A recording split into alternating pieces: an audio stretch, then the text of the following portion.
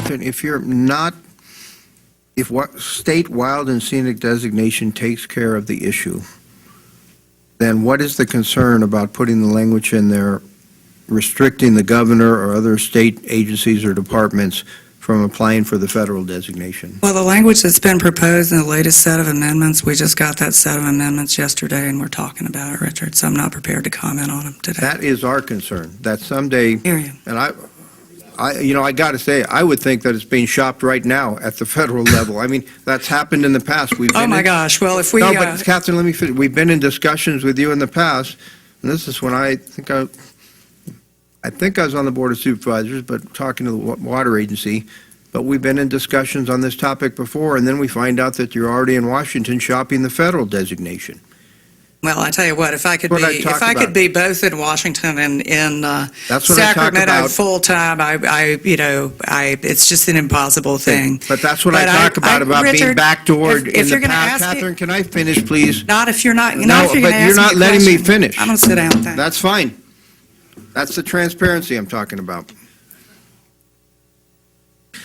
You know, and I've just got a comment. Catherine just mentioned something about water rights applications upstream, and there's no evidence that a wild and scenic designation has had. And I believe Mr. Toy mentioned the same comment. What the public needs to understand is that the wild and scenic designation is being proposed immediately below the wilderness area. Everything upstream of Salt Springs Reservoir is wilderness area. So to say that that is somehow a protection, well, the fact that it's already wilderness area is a protection against any water rights applications for a storage facility upstream. It's farcical. But it's the kind of misinformation that we're all getting very used to. This argument that dams are infeasible because of the cost and Amador wasted $3 million on Devil's Nose, well, they wasted it because they're constantly opposed by these very environmental concerns that come up that cause it to be a waste. If it was built, it would no longer be a waste. You'd have something to show for the $3 million expenditure. But when all you've got is legal time and costs and so forth associated with it, yeah, it becomes a waste. So get tired of paying those bills. Yeah, to say dams are infeasible because of cost the same argument should work for a bullet train. But it sure as hell doesn't stop the feds and states from spending money away.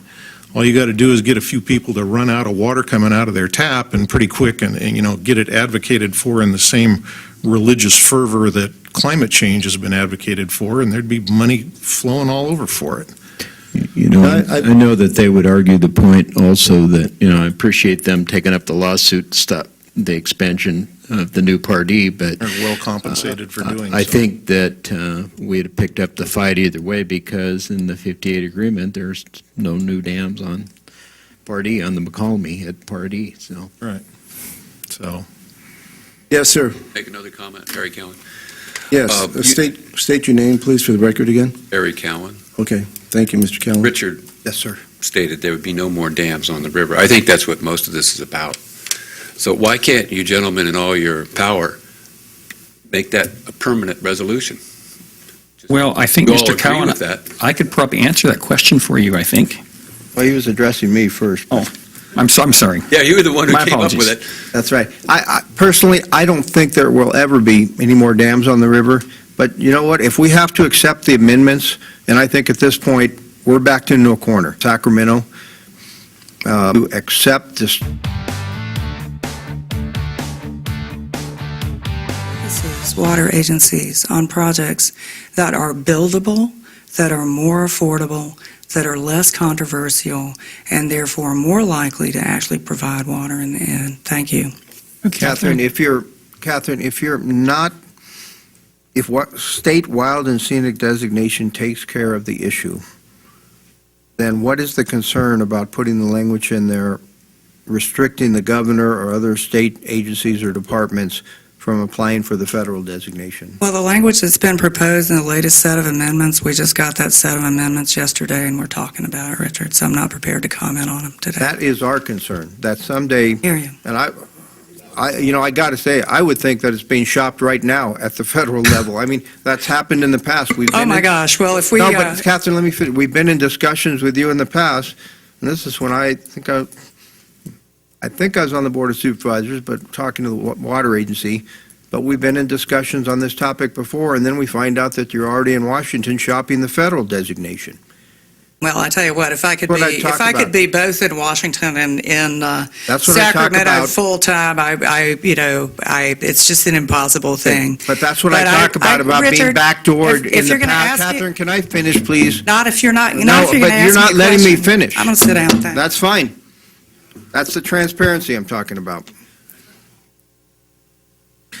You know, and I've just got a comment. Catherine just mentioned something about water rights applications upstream, and there's no evidence that a wild and scenic designation has had. And I believe Mr. Toy mentioned the same comment. What the public needs to understand is that the wild and scenic designation is being proposed immediately below the wilderness area. Everything upstream of Salt Springs Reservoir is wilderness area. So to say that that is somehow a protection, well, the fact that it's already wilderness area is a protection against any water rights applications for a storage facility upstream. It's farcical. But it's the kind of misinformation that we're all getting very used to. This argument that dams are infeasible because of the cost and Amador wasted $3 million on Devil's Nose, well, they wasted it because they're constantly opposed by these very environmental concerns that come up that cause it to be a waste. If it was built, it would no longer be a waste. You'd have something to show for the $3 million expenditure. But when all you've got is legal time and costs and so forth associated with it, yeah, it becomes a waste. So Get tired of paying those bills. Yeah, these, You know, I've to been- say dams are infeasible because of cost the same argument should work for a bullet train. But it sure as hell doesn't stop the feds and states from spending money away. All you got to do is get a few people to run out of water coming out of their tap and pretty quick and get it advocated for in the same religious fervor that climate change has been advocated for, and there'd be money flowing all over for it. You know, I- I know that they would argue the point also that, I appreciate them taking up the lawsuit to stop the expansion of the new Pardee, but They're well compensated for doing so. I think that we'd have picked up the fight either way because in the 58 agreement, there's no new dams on Pardee, on the McCalmy at Pardee, so. So, Yes, sir. Make another comment, Harry Cowan. Yes. You- State your name, please, for the record again. Harry Cowan. Okay. Thank you, Mr. Callen. Richard Yes, sir. stated there would be no more dams on the river. I think that's what most of this is about. So why can't you gentlemen in all your power make that a permanent resolution? Well, I think, You all Mr. agree Cowan, with that? I could probably answer that question for you, I think. Well, he was addressing me first. I'm sorry. Yeah, you were the one who My came up apologies. with it. That's right. Personally, I don't think there will ever be any more dams on the river. But you know what? If we have to accept the amendments, and I think at this point, we're backed into a corner. They clearly feel they have the votes in Sacramento. No matter what we bring forward, I'd rather not go that route, but if we have to accept the state wild and scenic designation with amendments as they're proposed by us, along with the water agency, with every other entity in Amador and Calaveras County, political entity, except the Calaveras County Board of Supervisors, who has one member already jumping ship, but as they're proposed by all of those entities, then I think we'll have to go with the designation with those amendments. That would protect the river from having any other dams built in the future. Now, there's a possibility there, hopefully, that when we need water, that we can go after Upper Bear or Lower Bear, raising those dams. I think that's permissible. But that's it. I think it's permissible. Now, Ms. Abbott, I wish she was here. She has told me many times that's not a concern. That can happen. But you know what? It affects the flows on the river. Does it affect the clarity of the water? That's arguable, but it could affect the flow. That could be an argument that could be used to say, don't do that, Secretary of Resources. Well, you could say that on both sides of the argument, too. I mean, humans have a way of figuring things out. Regardless of their agenda, they're going to figure it out, and for better or worse. So, simple question, if this all fails, do you gentlemen think you have the consensus to vote for no dams, future dams on this river? Well, we did it once, on Pardee. Make it Well, and- a future resolution that won't happen again, sort of something permanent so that when you're gone, it can't be changed? That's the kind of question we're dealing with here. The only problem, sir, is that I would not have a problem doing that personally, because as I said, I don't think there'll be dams on that river, but future boards of supervisors can change and do whatever they want. Well, then they would have to face the public then. I And think that's that what would the be a fair way to go about it. That's what the process is about. Supervisor Onetto just faced the scrutiny, and he had a person put up by opposition people that I'm sure included Foothill Conservancy, and he won the election. So there is a process in place with the Well, that's our constituents. system, and that's okay. And I have no problem with that. And that's what we all have to trust, right? And however that came about, congratulations, you won. It was a close Thank you. election.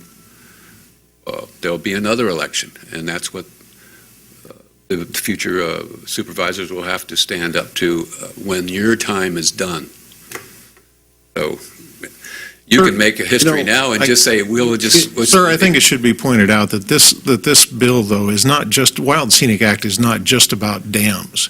It's about any minor impoundment, diversion. There's a whole host of, pretty much any facility with which to capture and/or utilize some of the water off the river is curtailed by virtue of the Wild and Scenic And Act. that's It's what not you're just working dams. on. The dams And- is a good boogeyman, it scares There's a lot everybody. of hidden agendas and boogeymen in this room, let's be honest. Oh, yeah. Not just I think that's very honest. environmental concerns, but there's also future family profits to be considered. So I look at both sides of that. Future family profits. Would you elaborate on that? Are Well, you talking about Roaring Camp having a business? no, I'm talking about water rights for future development, whoever that benefits. And it could benefit a lot of people. Well, I think Or a few. it benefits this community right now, our water rights.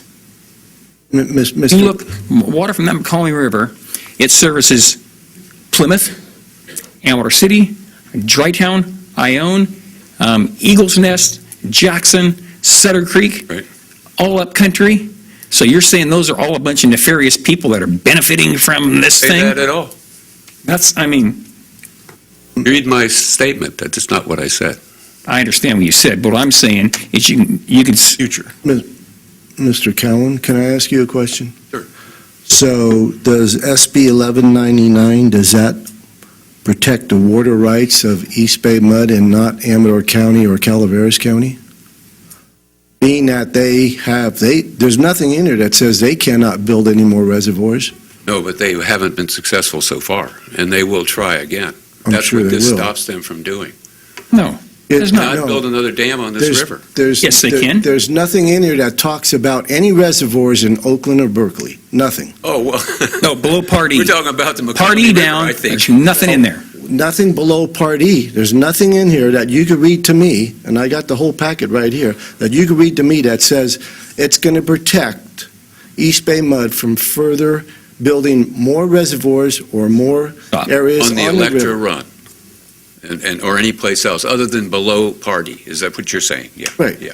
Well, I think they know that it's a potentially losing battle, and it costs them millions of dollars to find out already. And I think the trend is for more conservation and more concern about environmental standards, not less. And I think this board, I think most of us believe in some conservation, but what we don't want the rights of the people of Amador and Calaveras taken away. We hear a lot of things about protecting the river. That's all fine and dandy, but what about protecting the people Well, that need the water to live? maybe I'm reading it wrong, but it says no effect on existing rights. So, and there may be fine minutiae that an expert can point to one way or the other, but that's what the intent of this bill is.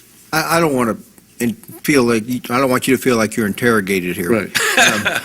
I'm not an I expert, appreciate I- your viewpoint. I think Right. we're concerned about the health of the river, the environment, but I think we're also concerned about down the road. When I served 8 years on the water agency, that was my viewpoint, is what happens 40 and 50 years down the road. And, we don't even have a firm supply of water off the McCalmy River.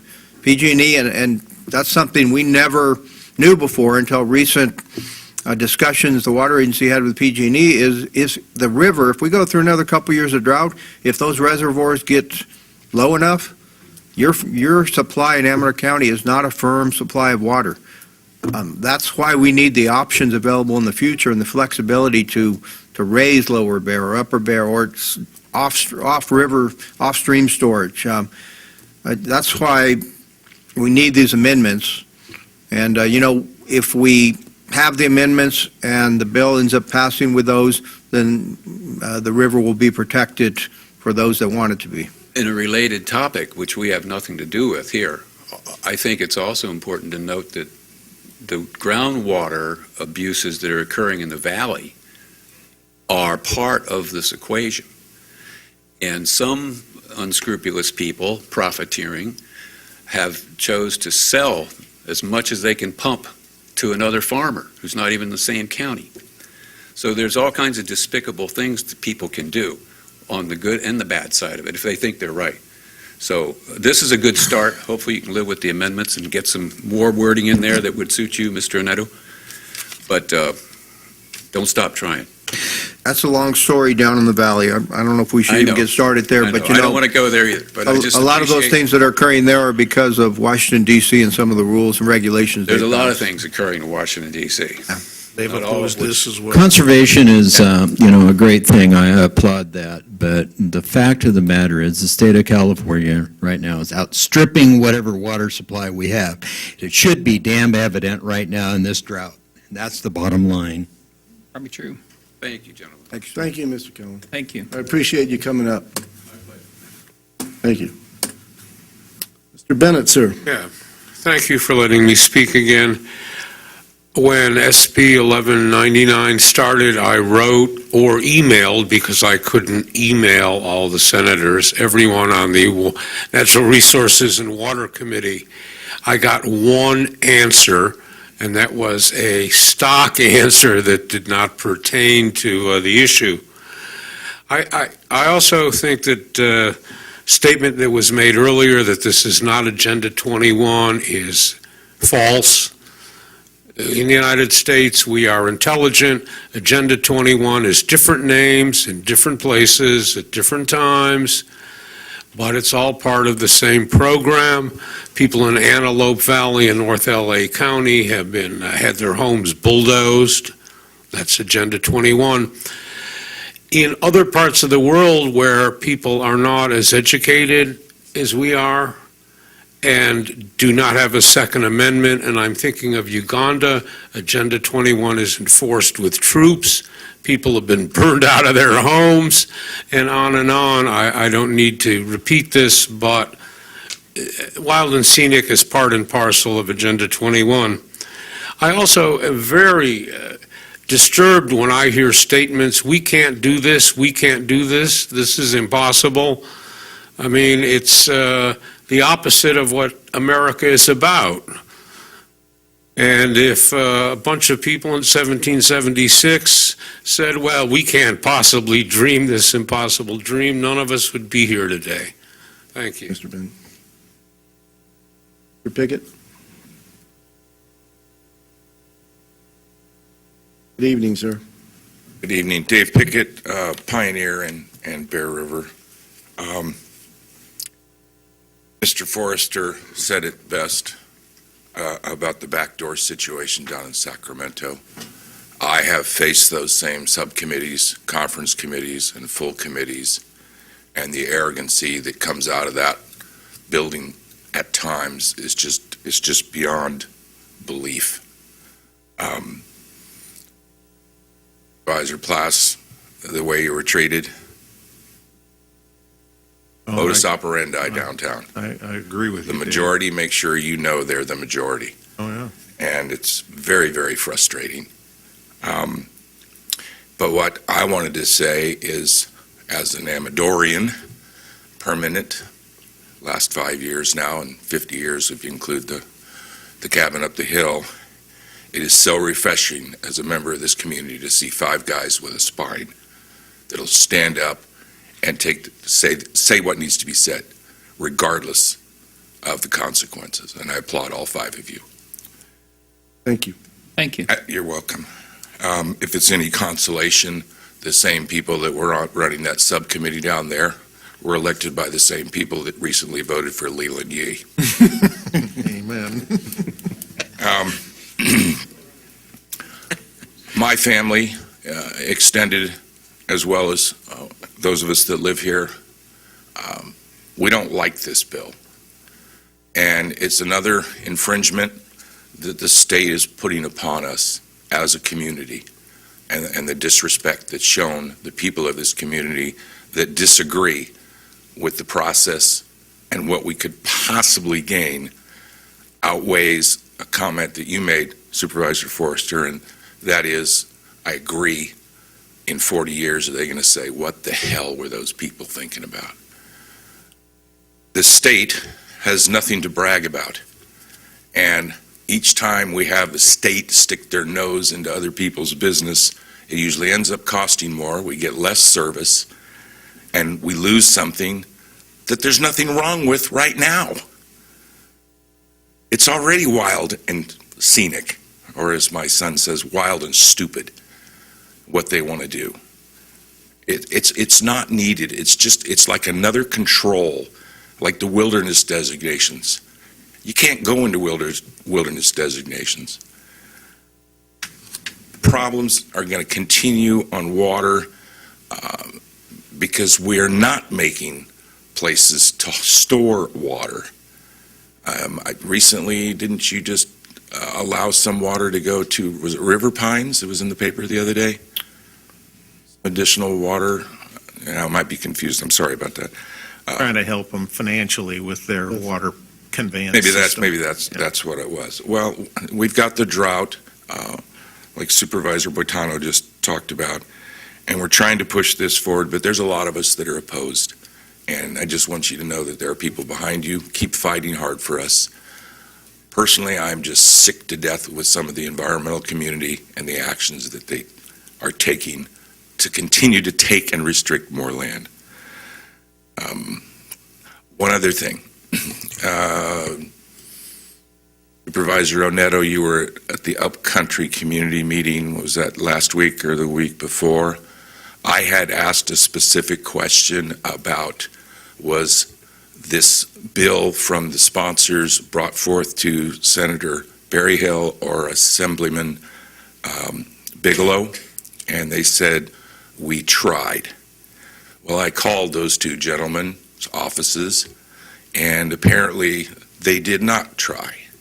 Well, And the sponsorship was presented by a Calaveras County Board of Supervisor, I think his name is Chris Wright, who just happens to be the former executive director of Foothill Conservancy. I have a problem with that, and I'm going to continue to research that to see if that's a conflict of interest under FPPC, personally. I would say you're generally right, but I did talk to Dana Jorgensen, Yes, I talked to Mr. Jorgensen. and he said they did approach him about it. I think it was either somebody from Foothill Conservancy or I think maybe a supervisor, I think it was a supervisor from Calaveras County. And he went and told his bosses about it, which would be Berryhill and Bigelow, and they were looking at it. Yes. And he said next thing they knew, it was a very short time period, they went and they got like a call from either, I think it was an email from John Platt saying, hey, do you know about this legislation that was being put forth by Hancock? So they did approach him, but very superficially, it sounds like, and with a very short time period, about probably less than a month. Well, that's my point. And the lady and the other lady that left a few minutes ago, I wish they had not. I would like to ask them. She danced around that question. It was just a simple, straight question. I don't know if she just picked up a phone call and made a phone call and got a hold of an aide down there and said, please hold, we'll get somebody, and they hung up so they could say legally that they made an attempt to contact it. I just think that's sneaky. Well, no, there's been a lot of sneaky stuff done here. Well, that's my point, and that's why I want it on the public record. I'm very angry about this. Not just sneaky, but there's been a lot of deceptive information that's been put out. And I think as a board, we've countered a lot over the years. One thing I do regret, I think I believed under, like to play fair, and you think you have your federal representatives and your state representatives, and as long as they're on board and protecting you, you think you're protected. I think we didn't realize that they would leapfrog over and go and get somebody to go across basically district boundaries and carry legislation. There's been a lot of PR stuff put out for a number of years that was, I think, factually incorrect, half-truths, and I got to give them credit. They're quite a ways along towards accomplishing their goal. Wrongly, though, their methods may have been. And I'm talking about the Food Oil Conservancy. Thank you for allowing me to speak tonight. They did Yes, did try to backdoor us with federal legislation, and congressional Congressman Lundgren was the one who brought it to our attention that they were back there lobbying him. Just want to say one other thing. In May, I took a walk down from Middlebar up to the mine car up there at Downs that you're in Calaveras County at Coast to Crest Trail. And we're down on the section of river, and if it wasn't probably for the FERC releases for recreation, you couldn't have got a kayak down there. I could have waded across the river, and that's the bottom line. That's in May. We're in the drought, I understand that. But if we didn't have those flows for that sort of recreation, you wouldn't be kayaking down there. I used to fish down at Electra quite a bit. And basically, I just give up on it because you'd be out there fishing and kayakers would come by and they see you fishing there and they didn't want you catching the fish, so they'd try to spook them, making noise, slapping their paddle in the water. And I just said, you know what? I'll go someplace else. I don't need this. Dave, you've been down in Sacramento for a good portion of your career, and there's an old saying that power breeds arrogance, and looking at what happens in those committees now, it's one of the most arrogant situations I've ever seen compared to 10 years ago, where there was at least a little bit of balance, and balance brings common sense. There's little of that now. That same day that we heard the Wild and Scenic Bill 1199, there was another bill 1270 on mining that all 58 counties in California, all 34 rural counties opposed it, and the committee summarily dismissed everything that they had to say. So it's really a distressing situation in Sacramento, and unfortunately, I can't see it changing very quickly. The only thing I'm thankful for is Senator Simidian turned out. Thank God. Always another person. Thank you, Mr. Pickett.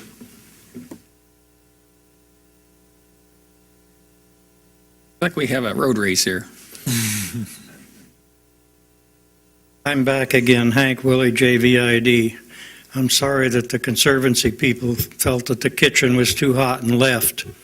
I don't believe that this board is fully aware of the fact that East Bay Municipal some time back helped sponsor and put together a group of us water people in Amador, Calaveras, and San Joaquin County, representing something like about 25 water agencies altogether. And they managed to get some funds out of the state for a facilitator. For 5 years, we met at the Farm Bureau office in Stockton, and that was nearly every month for that 5-year period. And we finally came up with a general plan as to how to get around the 58 agreement and how to get some water into the Stockton area where their water table had gone down more than 70 feet. Once we reached this point where we now needed some money to actually do the hydrology studies and the engineering on Bear River to see if it could be raised, we got a letter from Pete Bell with 14 missiles in it, every one of them capable of stopping the entire project. So